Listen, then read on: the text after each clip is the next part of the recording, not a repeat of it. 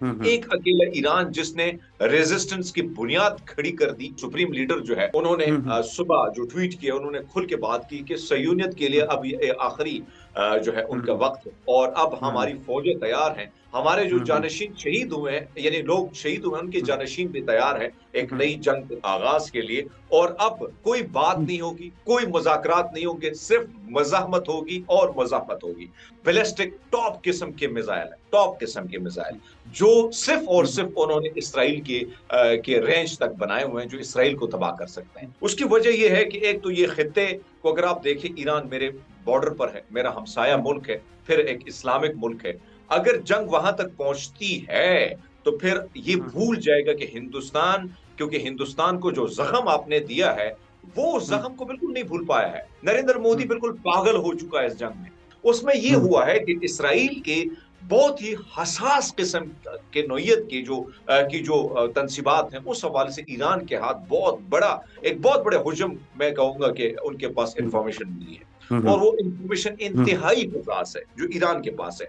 अब ये देखें, ईरान की ये इंटेलिजेंस की बहुत बड़ी कामयाबी है कि इसराइल के अंदर से तकरीबन इस किस्म का हुजूम निकालना, यानी ऐसे हसास किस्म की चीजों को निकालना, ये बहुत बड़ी तगड़ी है ये उनके जी। इंटेलिजेंस। और बिल्कुल इसराइल बिल्कुल, इस ईरान की हवाले से कामयाबी है। अस्सलाम वालेकुम नाज़रीन, मोहम्मद कदाफी मतलब फिर हाजिर है नया दौर के प्लेटफॉर्म से। नाज़रीन, हमारे बड़े ही प्यारे गेस्ट हरमीत सिंह हमारे साथ मौजूद है। अस्सलाम वालेकुम सर।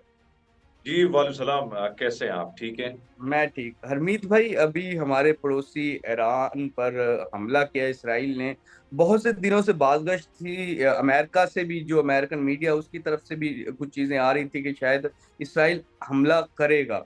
और आज सुबह उन्होंने ये हमला कर दिया। आप कैसे देखते हैं, ईरान इसका क्या रिस्पॉन्ड करेगा? और इस हमले से जो इसराइल का कितना नुकसान हुआ है, इस ओवरऑल सिचुएशन के बारे में सबसे पहले बताएं नाज़रीन को। जी, बहुत शुक्रिया आपका। एक चीज तो मैं आपके सामने वाज़े तौर पर रखूं कि पूरी इस्लामी दुनिया में अगर कोई ऐसा मुल्क है जो इसराइल या अमेरिका के सामने डट के खड़ा है और अपनी खुद मुख्तारी, अपनी सालमियत, अपनी नजरियात, अपनी कौम और अपनी हम्म। मट्टी के लिए, और फिर अपनी मट्टी के लिए नहीं बल्कि उनका, अगर आप आइन पढ़ेंगे ईरान का तो हम्म। उसमें वाज़े तौर पर लिखा है कि ईरान नहीं, इस्लाम हम्म। पहले। ये मैंने जो पढ़ा हुआ है।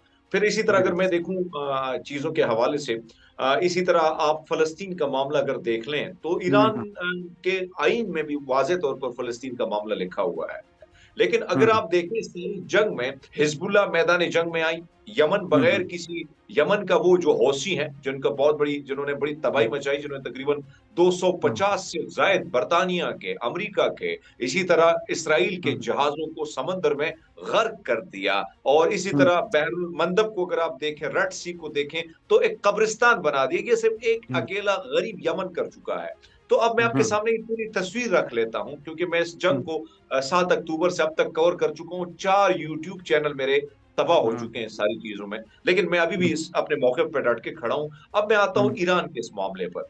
हम्म। एक अकेला ईरान जिसने रेजिस्टेंस की बुनियाद खड़ी कर दी। जनरल हम्म। कासिम सुलेमानी शहीद जो है, एक कमाल की हम्म। खोपड़ी। मैं समझता हूं कि जो दोस्त हम्म। नहीं जानते उनके बारे में, आप जरूर उनके बारे में सर्च करें।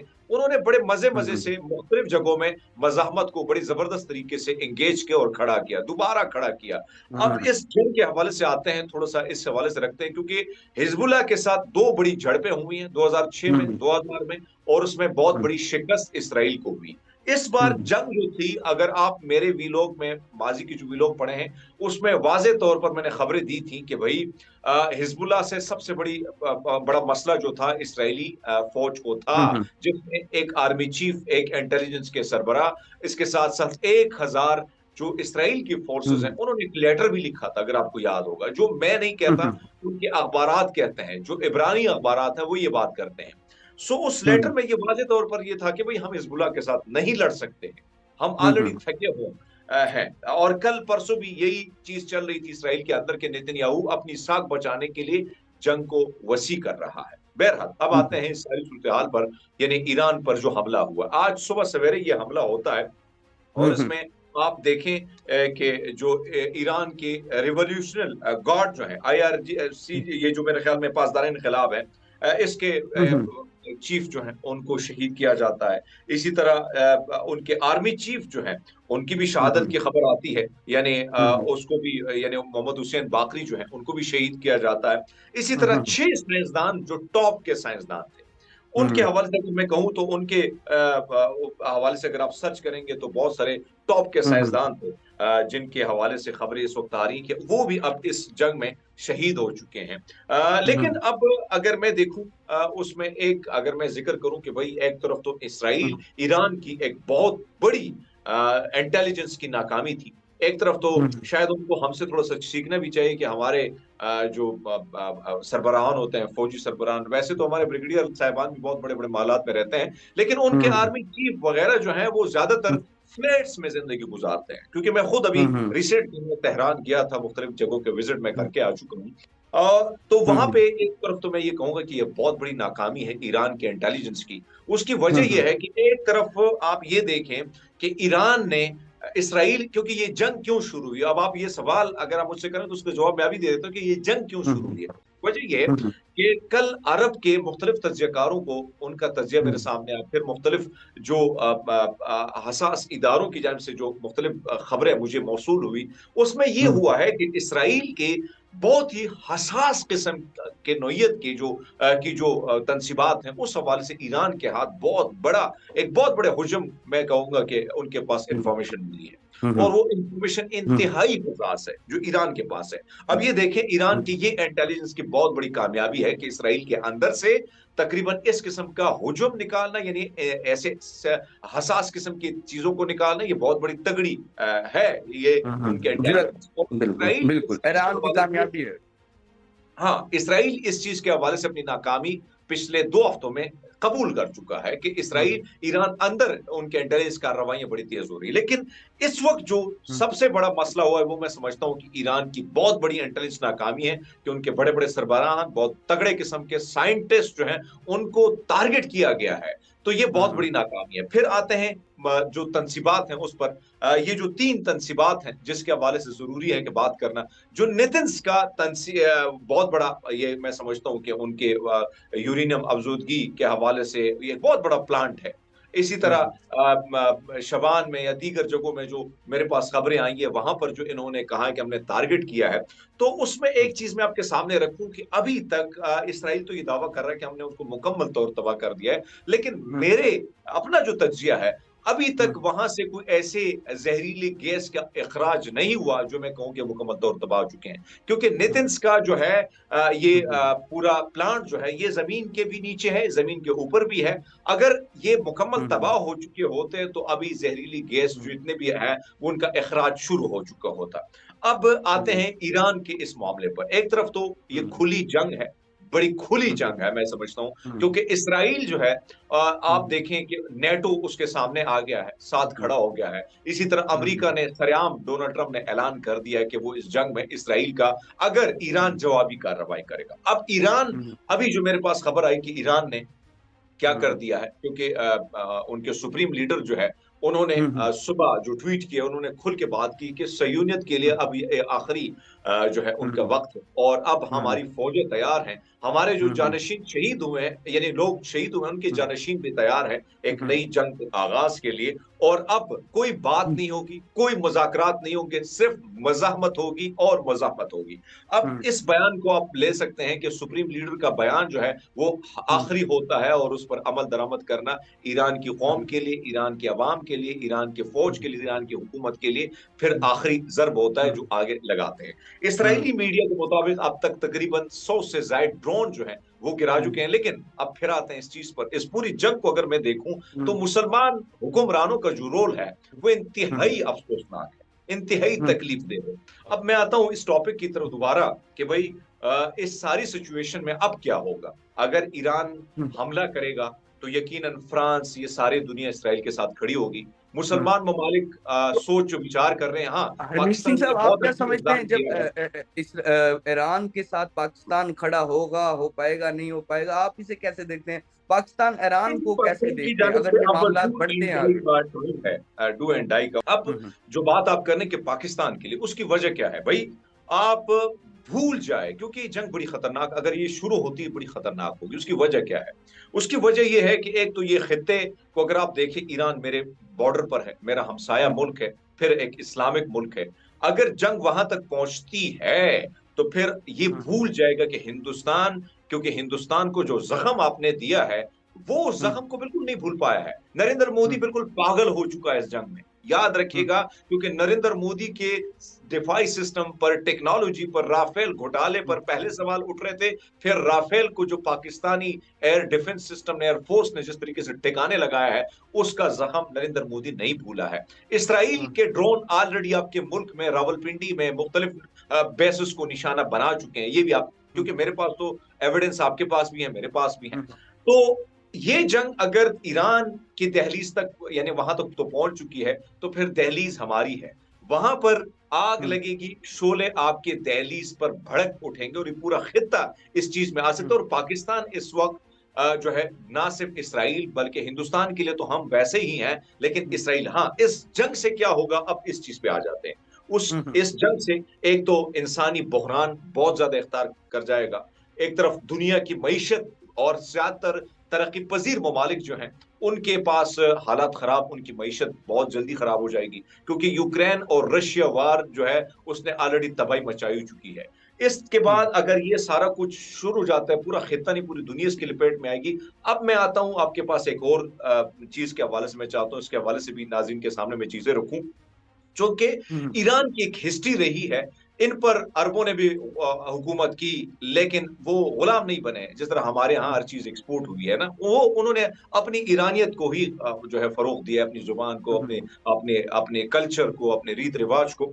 इसी तरह ईरानी ब्रिटिश राज में अगर आप देखें तो उन्होंने गुलामी एक्सेप्ट नहीं की है। ईरान के हम्म, लोग बड़े गयूर हैं, इतने सैंक्शंस उन्होंने बर्दाश्त किए, आप हैरान हो जाएंगे। हमारी तो चीखें निकल जाएंगी अगर अल्लाह ना, खुदा ना खास्ता, कोई छोटी मोटी सैंक्शन आ जाए, तो हम तो तबाह हो जाएंगे, हम तो यही सोच रहे हैं। लेकिन उन लोगों में एक चीज जो मैंने देखी है वो यही है कि भाई, वो ची गुवेरा का एक जबरदस्त किस्म का कोट है, मैं आपके सामने रखता हूँ। वो कहते हैं कि भाई, हम्म, रेजिस्टेंस करने वाले, जो सर ऊंचा रखने वाले जो लोग होते हैं, वो हमेशा खमियाजा भुगतते हैं, और सर झुकाने वाले जो हैं वो क्या करते हैं, उनके सर झुकाने के एवज उनको माल मिलता है। तो आपके सामने ये रेजिस्टेंस की पूरी चीज मैंने रख दी। अब आते हैं सारी सिचुएशन पे कि ईरान के पास क्या है। देखिए हम्म, जी, मैं आपके सामने रखता हूँ कि इसमें कोई शक नहीं कि लोग बड़े, हमारे यहाँ हम लोग डर बहुत जाते हैं, खौफजदा बहुत जाते हैं, क्योंकि हम पढ़ते नहीं है, ये बड़ी प्रॉब्लम है। हमारी अवाम और हमारे यहाँ बड़े बड़े कुछ ऐसे लोग जिनको लॉबिस्ट के तौर पर लॉबिंग के लिए बिठाया गया, जिनको बड़ी बड़ी फंडिंग होती है, और यहाँ पे कुछ इसराइली एजेंट्स, कुछ एनजीओ भी काम कर रहे हैं पाकिस्तान में, जिनके हवाले से मैं वाजे तौर पर अपने ट्विटर के अकाउंट से बता चुका हूँ। अब मैं आता हूँ कि वो किस तरह कुछ साफी खौफजदा हम्म, करते हैं इसराइल को, हम्म, आपको।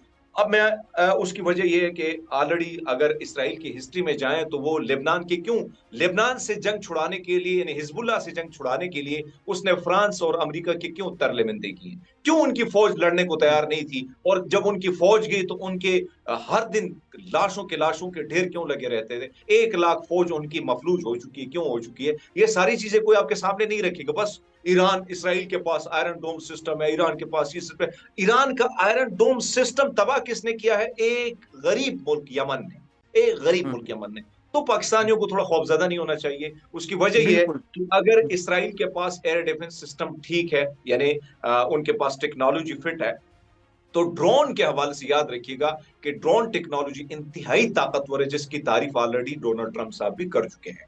अब मैं आता हूं, बिल्कुल। ईरान के पास बैलिस्टिक टॉप किस्म के मिसाइल है, टॉप किस्म के मिसाइल, जो सिर्फ और हम्म, सिर्फ उन्होंने इसराइल के रेंज तक बनाए हुए हैं, जो इसराइल को तबाह कर सकते हैं। फिर सबसे बड़ी बात यह है कि इस वक्त अमेरिकन जो अड्डे हैं वो टारगेट हैं ईरान के। और मैंने आपको पहले बताया था कि भाई, जहां जहां अड्डे हैं, जनरल कासिम सुलेमानी साहब का ये उसको क्रेडिट जाता है कि उस बंदे की कमाल की खोपड़ी थी, और उसने बड़ा कमाल का काम किया, और बड़ा एक ऐसा जाल भी बुना है जिसका नुकसान आप खुद देखेंगे। ये मेरा ये तज्जिया अपने पास रख लें, और आने वाले, हम्म, खुदा ना करे कि ये जंग फैले, तो ये तज्जिया आप मेरे पास अब संभाला तो होगा, ऑलरेडी यूट्यूब पे होगा, तो याद रखिएगा कि वहां पर बहुत बड़ा नुकसान उठाना पड़ेगा। अब आते हैं रेजिस्टेंस पे, थोड़ा सा रेजिस्टेंस पे हम्म, बात करें कि ईरान पर हमला होता है, सुप्रीम लीडर की बात मानना अहले तशियों में ये है कि वो बड़े मुतहद होते हैं माजरत के साथ, हम्म क्योंकि मैं दोनों को बड़ा गौर से पढ़ता हूँ। मेरा ताल्लुक केपी से है, वहाँ हम्म मेरे सुन्नी भाई हैं, फिर अहले तशियों के बीच में मैंने उस हिस्ट्री हम्म को बहुत पढ़ा है।